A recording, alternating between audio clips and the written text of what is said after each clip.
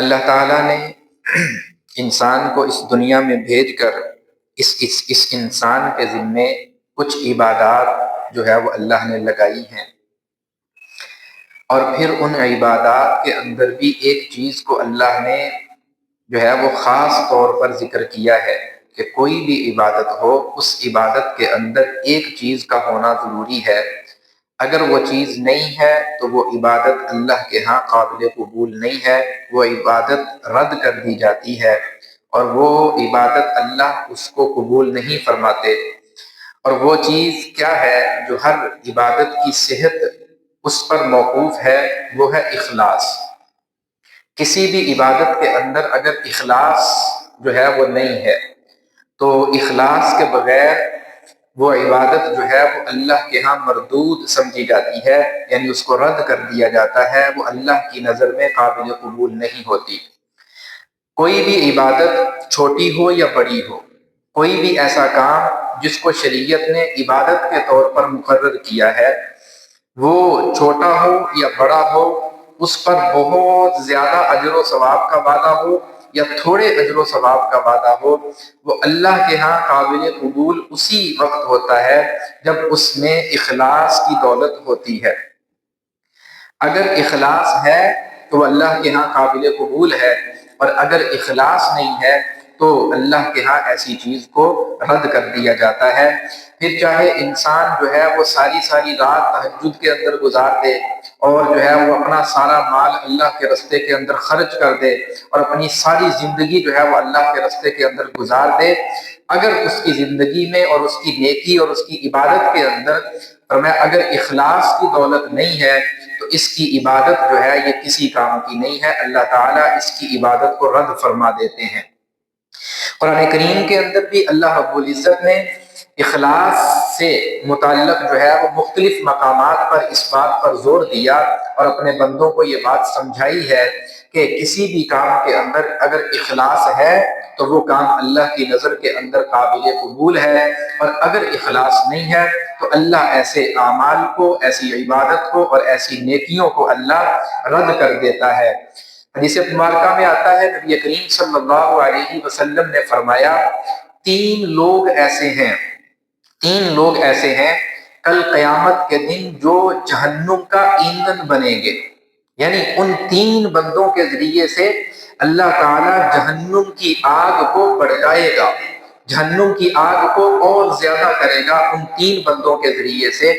یوں سمجھ لیجئے کہ وہ جہنم کی آگ جو پہلے سے بھڑک رہی ہوگی اور وہ آگ جو ہے وہ پہلے سے جل رہی ہوگی، اللہ تین طرح کے لوگوں کو اس جہنم کی آگ کے اندر ڈالے گا۔ ان کے ڈالنے سے اللہ تعالیٰ جہنم کی آگ کو مزید جو ہے وہ اس کو بھڑکائے گا اور اس کو مزید تیز کیا جائے گا۔ اور وہ تین لوگ کون سے ہیں؟ پہلے نمبر پر شہید۔ فرمایا شہید کے ذریعے سے اللہ تعالیٰ جہنم کی آگ کو بھڑکائے گا، اور شہید جہنم کا ایندھن بنے گا۔ کیسے بنے گا؟ حدیث مبارکہ میں آتا ہے کل قیامت کا دن ہوگا، ایک شخص جو شہید ہوا ہوگا دنیا کے اندر، کل جب قیامت کے دن اللہ کے دربار میں اس کو پیش کیا جائے گا تو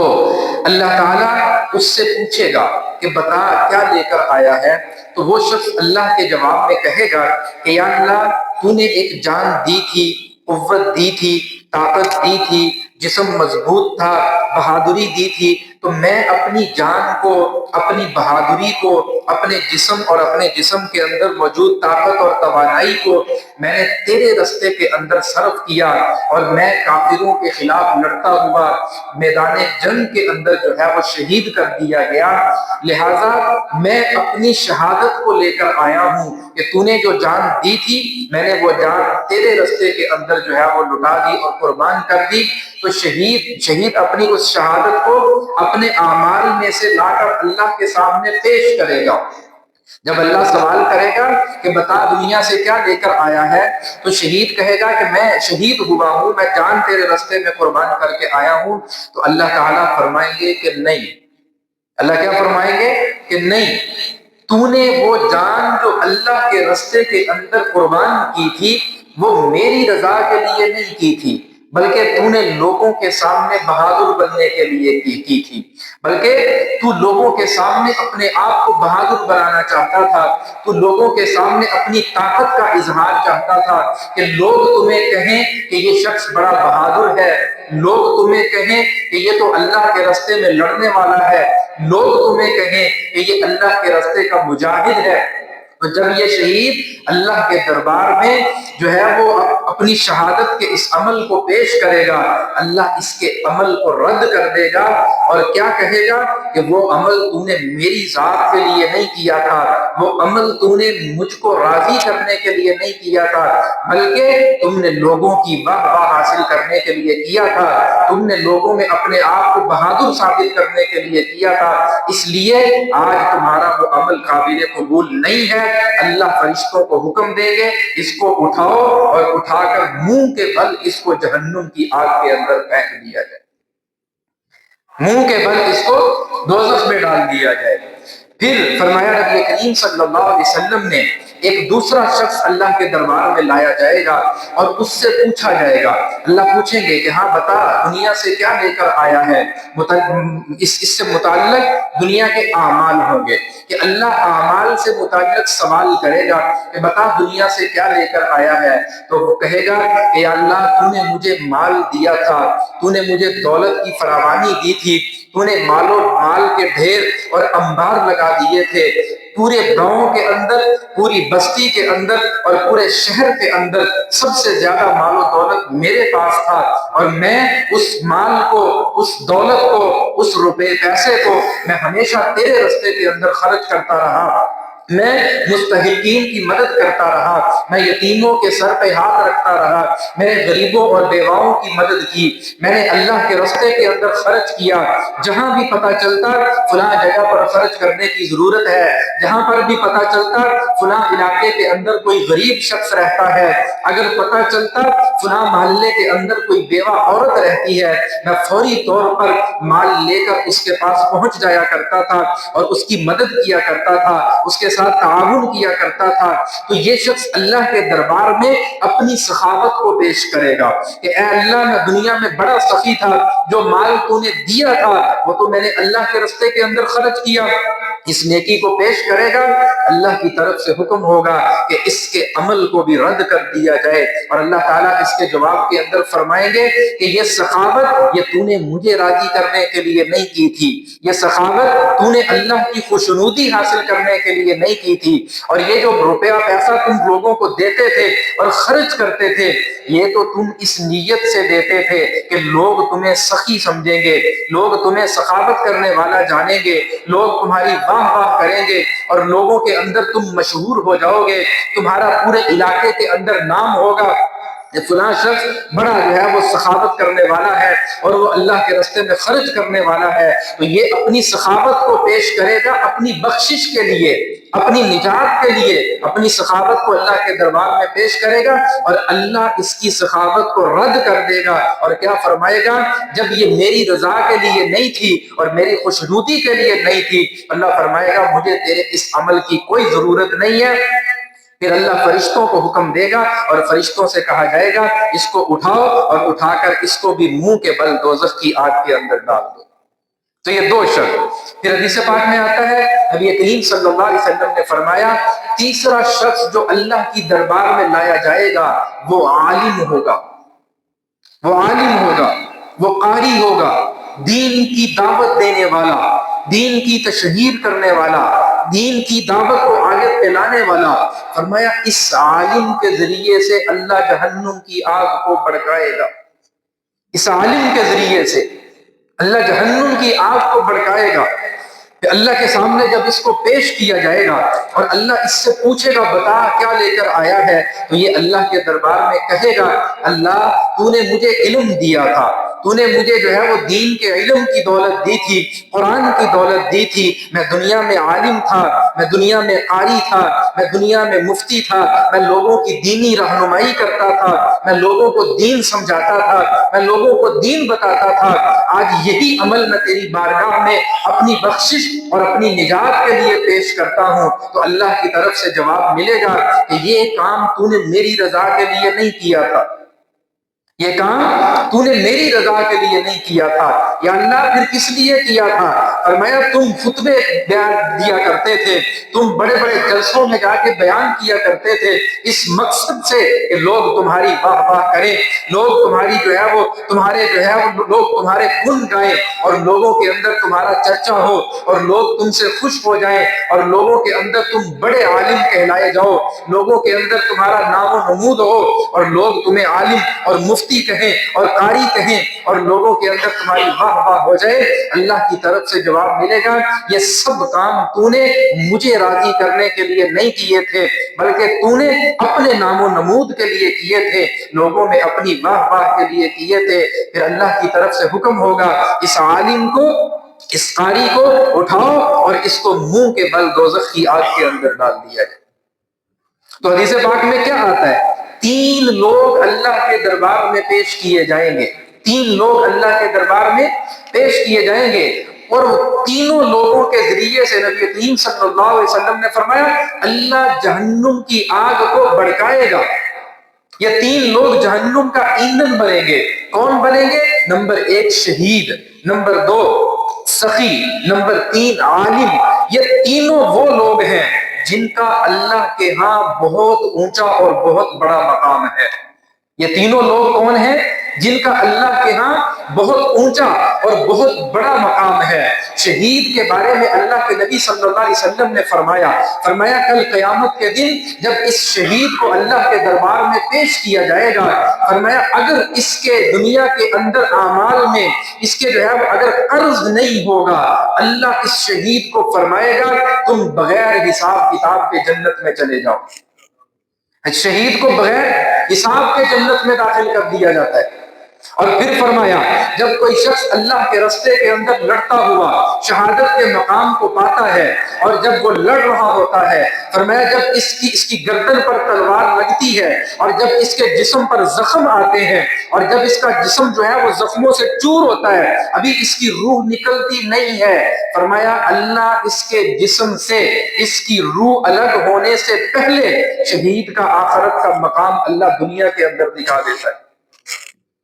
شہید کا آخرت میں کیا مقام ہے؟ فرمایا اللہ دنیا کے اندر اس کو دکھا دیتا ہے، یہ شہید کا مقام ہے۔ اور سخی کے بارے میں نبی کریم صلی اللہ علیہ وسلم نے فرمایا کل قیامت کا دن ہوگا، ہر شخص جو ہے اس دن کی شدت اور اس کی ہیبت کی وجہ سے جو ہے وہ خوف زدہ ہوگا، وہ غم کے اندر ہوگا، وہ پریشانی کے اندر ہوگا۔ ہر شخص فرمایا اس قدر اس دن کی سختی ہوگی کہ انسان اپنے پسینے کے اندر ڈوب رہے ہوں گے، اپنے پسینے میں انسان ڈوب رہے ہوں گے۔ فرمایا اس دن اللہ تعالی سخی کو اپنے عرش کے سائے کے نیچے جگہ عطا فرمائے گا۔ یہ وہ جگہ ہے جس جگہ کے بارے میں آتا ہے اس جگہ پر جس کو ٹھکانہ مل گیا پھر اس پر کسی قسم کا کوئی غم اور کوئی پریشانی باقی نہیں رہے گی۔ وہ سخی جس کے بارے میں اللہ فرما رہا ہے کہ اس کو اللہ اپنے عرش کے سائے میں جگہ دے گا۔ اور تیسرا وہ عالم جس عالم کے متعلق نبی کریم صلی اللہ علیہ وسلم نے فرمایا کل قیامت کے دن ایک عالم کو اللہ کے دربار میں پیش کیا جائے گا، اور اس عالم کو اللہ کے دربار میں پیش جب کیا جائے گا یہ اللہ کے سامنے آئے گا، اللہ تعالیٰ اس سے فرمائیں گے کہ میں نے تجھے جو علم دیا تھا وہ اس لیے نہیں دیا تھا کہ میں تجھے دوزخ میں ڈال دوں، وہ علم تو تیری نجات کے لیے تھا، وہ علم تو تیری بخشش کے لیے تھا، وہ علم تو تیری جو ہے تیری آخرت کے اندر تیری آسانیوں کے لیے تھا، وہ علم تو تیری جنت کا راستہ تھا، تیری جنت کا ذریعہ تھا۔ تو اللہ تعالیٰ اس عالم سے کل قیامت کے دن فرمائیں گے کہ جا تیرا کوئی حساب کتاب نہیں ہے، بغیر حساب کتاب کے اس عالم کو جنت میں داخل کر دیا جائے گا۔ یہ اللہ کے ہاں ایک عالم کا مقام ہے۔ لیکن دوسری طرف کیا فرمایا جا رہا ہے؟ اللہ شہید سے جہنم کی آگ کو بھڑکائے گا، اللہ سخی سے جہنم کی آگ کو بھڑکائے گا، اللہ عالم کے ذریعے سے جہنم کی آگ کو بھڑکائے گا۔ کیا وجہ ہے؟ ایک طرف تو اللہ کے ہاں ان تینوں کا اتنا مقام ہے، یہ اتنا زیادہ مرتبہ ہے کہ اللہ بغیر حساب کے ان کو جنت میں داخل کر رہا ہے، اللہ جو ہے وہ ان کو اپنے عرش کے سائے میں جگہ دے رہا ہے۔ اور دوسری طرف نبی کریم کیا فرما رہے ہیں؟ انہی تینوں کے ذریعے سے اللہ جہنم کی آگ کو بھڑکائے گا، اس کے درمیان جو فرق آیا ہے وہ اخلاص کی وجہ سے آیا ہے۔ اگر اخلاص ہے تو اللہ کے ہاں مقام ہے، اگر اخلاص ہے تو اللہ کے ہاں بغیر حساب کے اس کا داخلہ جنت میں ہو جائے گا۔ اگر اخلاص ہے کل قیامت کے دن اس کو اللہ اپنے عرش میں جو ہے وہ جگہ دے گا، عرش کے سائے میں جگہ دے گا۔ اور اگر اس کی عبادات کے اندر، اس کے معاملات کے اندر، اس کی نیکیوں کے اندر اگر اخلاص نہیں ہے، ریاکاری ہے، دکھلاوا ہے، لوگوں سے واہ واہ حاصل کرنا ہے، لوگوں سے اپنی جو ہے وہ تشہیر کروانا ہے، تو فرمایا پھر اس عالم کو، اس سخی کو اور اس شہید کو اللہ جہنم کا ایندھن بنا دے، اللہ جہنم کا ایندھن بنا دے۔ تو بات عرض کرنے کا مقصد یہ ہے ہم اپنی عبادات کے اندر اخلاص پیدا کریں، ہم اپنی عبادات کے اندر اخلاص کو لے کر ہر کام اللہ کی رضا کے لیے ہو، ہر کام اللہ کی خوشنودی کے لیے ہو، ہر کام اللہ کو راضی کرنے کے لیے ہو، نیکی چھوٹی ہو یا بڑی ہو، نیکی تھوڑی ہو یا زیادہ ہو، اس پر اللہ نے اجر کا وعدہ کیا ہے یا نہیں کیا ہے۔ ہم یہ نہیں دیکھیں گے، ہم نے یہ دیکھنا ہے میرے وجود سے جو عمل بھی نکل رہا ہے اور میں جو نیکی جو عبادت بھی کر رہا ہوں، اس میں رضا صرف اور صرف اللہ کی ہونی چاہیے، کہ میں یہ کام صرف اللہ کو راضی کرنے کے لیے کر رہا ہوں۔ نماز پڑھ رہا ہوں اس لیے کہ میرا اللہ مجھ سے راضی ہو جائے، ذکر کر رہا ہوں اس لیے کہ میرا رب مجھ سے راضی ہو جائے، میں جو ہے وہ تلاوت کر رہا ہوں تاکہ میرا اللہ مجھ سے خوش ہو جائے، میں اگر صدقہ خیرات کرتا ہوں میرا اللہ مجھ سے راضی ہو جائے، میں اگر اللہ کے راستے میں نکل کر جہاد کرتا ہوں، لڑتا ہوں کافروں سے، تو مقصد کیا ہو میرا اللہ مجھ سے راضی ہو جائے۔ میں جو نیکی بھی کروں تو مقصد کیا ہونا چاہیے؟ اللہ کی رضا، اللہ کی خوشنودی۔ اگر اللہ راضی ہے اور اگر ہماری نیت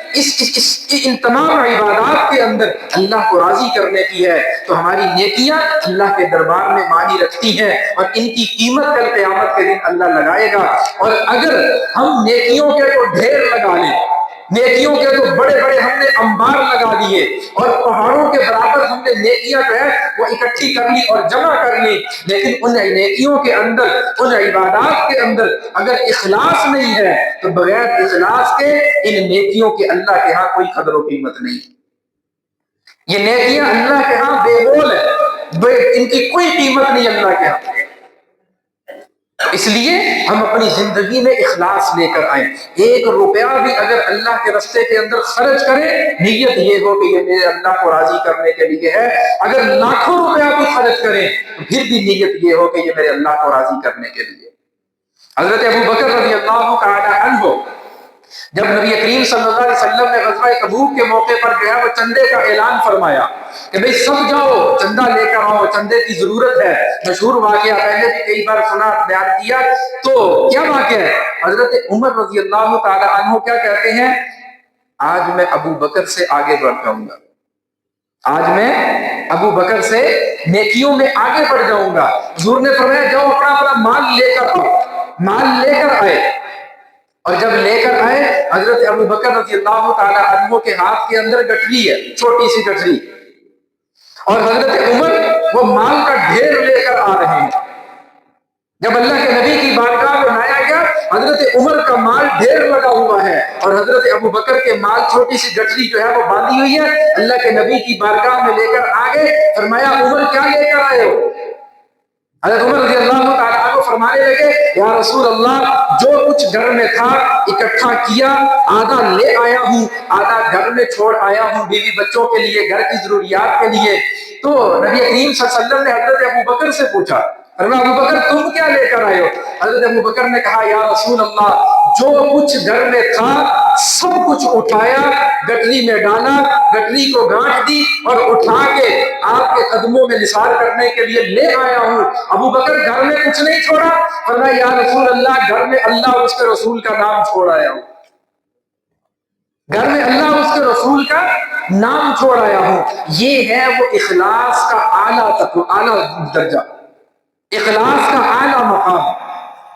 اگر مالیت کو دیکھا جائے تو حضرت عمر کی مالیت زیادہ تھی، لیکن اگر رسول اللہ صلی اللہ علیہ وسلم پر جانثاری کو دیکھا جائے حضرت ابو بکر حضرت عمر سے آگے نکل گئے۔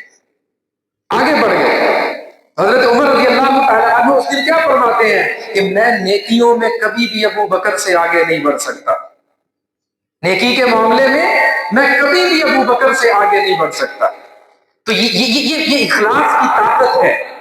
یہ اخلاص کی قوت ہے کہ آپ اخلاص سے ایک چھوٹا سا ٹکڑا اور چھوٹی سی گٹڑی اور چند روپے چند سکے بھی اگر اللہ کی بارگاہ کے اندر خرچ کرو گے وہ اللہ کے ہاں جو ہے اس کا بہت بڑا درجہ ہوگا۔ لیکن اگر ریاکاری کے ساتھ تم اللہ کے نبی صلی اللہ علیہ وسلم کی بارگاہ اور دین کے رستے میں کچھ بڑے سے بڑے ڈھیر بھی لگا دو گے تو اس کو وہ مقام نہیں ملے گا۔ اور پھر نبی کریم صلی اللہ علیہ وسلم نے اس ریاکاری کو شرک اصغر کہا ہے، اس ریاکاری کو شرک اصغر کہا ہے۔ ایک موقع پر نبی کریم صلی اللہ علیہ وسلم نے شرک اصغر کا تذکرہ کیا۔ صحابہ نے عرض کی یا رسول اللہ یہ شرک اصغر چھوٹا شرک، یہ چھوٹا شرک کیا ہے؟ بڑا شرک تو یہ ہے اللہ کی ذات کے اندر کسی کو شریک کر دیا، اللہ کی صفات کے اندر کسی کو شریک کر دیا، کسی غیر اللہ کو اٹھا کر اللہ کے مقابلے میں لا کر کھڑا کر دیا، کسی نبی ولی کسی پیغمبر کو لا کر جو ہے وہ اللہ کی صفات اور اللہ کی ذات کے ساتھ ملا کر ان کے ساتھ برابری کر دی، یہ تو شرک اکبر ہے۔ صحابہ نے کہا یا رسول اللہ شرک اصغر کیا ہے؟ نبی کریم صلی اللہ علیہ وسلم نے فرمایا عبادات کے اندر کسی دوسرے کو شامل کر لینا یہ شرک اصغر ہے۔ کیا مطلب ہے؟ میں نماز پڑھ رہا ہوں فلاں شخص مجھے دیکھ کر نمازی کہے گا، میں حج کے لیے جا رہا ہوں لوگ مجھے حاجی کہیں گے۔ کل ایک حدیث پاک میں آتا ہے نبی کریم صلی اللہ علیہ وسلم نے فرمایا کل قیامت کا دن ہوگا، اللہ کے دربار میں جب یہ لوگ اپنے اپنے اعمال لا کر پیش کریں گے، شہید کہے گا یا اللہ میں شہادت لے کر آیا ہوں، اللہ کہے گا جا جس کے لیے کر کے آیا ہے اسی سے جا کے بدلہ لے لے، میرے لیے تو نہیں کیا۔ نمازی اللہ کے دربار میں آئے گا یا اللہ میں بڑھیا نمازاں پڑھیا، اللہ کہے گا جن واسطے پڑھیا انہوں کو جا کے بدلہ لے۔ کیا مطلب ہے؟ تو لوگوں کو دکھانے کے لیے پڑھتا تھا، تو واضح حاصل کرنے کے لیے پڑھتا تھا، تو جو ہے وہ نام و نمود کے لیے کرتا تھا، دنیا میں سخی بنا پھرتا تھا اور دل میں کیا ہوتا تھا لوگ مجھے مالدار کہیں گے، سخی کہیں گے۔ فرمایا ایسی عبادت کی اللہ کو کوئی ضرورت نہیں۔ اس لیے ہم اپنی نیکیوں میں اپنی عبادات کے اندر ٹوٹی پھوٹی جتنی بھی ہوتی ہیں کم از کم اخلاص تو ہو، تھوڑی ہے زیادہ ہے ٹوٹی پھوٹی جتنی بھی ہیں کمزور ہیں کم از کم اخلاص تو ہو، اخلاص ہوگا تھوڑی بھی ہوگی اللہ کے ہاں بڑا مول لگے گا، اور اگر اخلاص نہیں ہے زیادہ نیکیاں بھی ہوں گی تو اللہ کے ہاں بے مول ہو جائیں گی۔ اللہ تعالی ہم سب کو سمجھ نصیب فرمائے، سنتیں ادا کرے۔